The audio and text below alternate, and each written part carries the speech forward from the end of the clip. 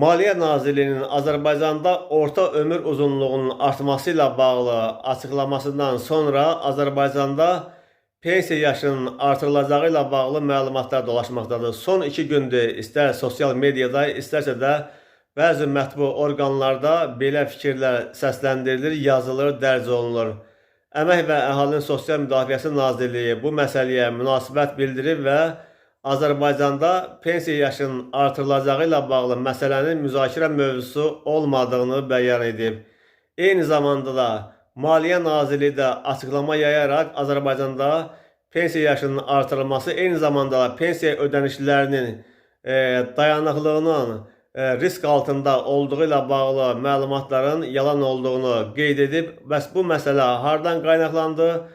Deməli, ilk bu məsələ Maliyyə Nazirliyinin açıqladığı icmaldan qaynaqlandı və Maliyyə Nazirliyinin açıqlamasını qısa belə, lakonik şəkildə belə şərh etmək olar ki, Maliyyə Nazirliyinin deməli, orta müddətli və uzun müddətli şərhində belə qeyd olunur ki, Azərbaycanda orta ömür uzunluğu ötən il 74, səhv etmirəmsə 74 nə qədər olub, gələcəkdə qarşıdakı illərdə bunun 78-dən çox olacağı qeyd olunmuşdu və buna görə də Azərbaycanda pensiya ödənişlərinə əlavə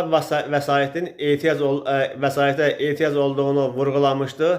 Həmin bu deməli icmaldan sonra Azərbaycanda pensiya yaşının artırılacağı ehtimalları gündəmə gəlib. Dediyim kimi də hər iki nazirlik yenidən açıqlama verərək Azərbaycanda pensiya yaşının artırılması məsələsinin müzakirə mövzusu olmadığını bildirib. Eyni zamanda da pensiya dayanıqlığının, pensiya ödənişlərinin dayanıqlığının risk altında olmadığını bəyan ediblər.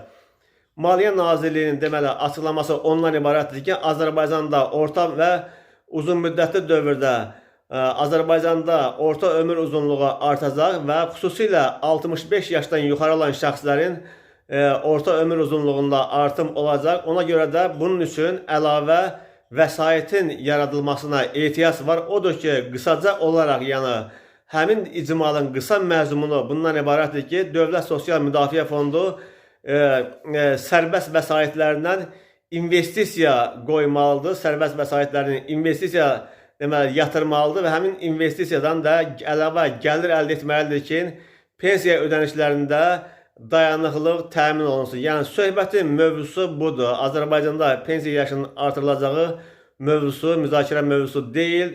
Nazirliyin bəyan edib, buna artıq rəsmi şəkildə əsas mövzu, yəni artan maliyyəni qarşılamaqdır.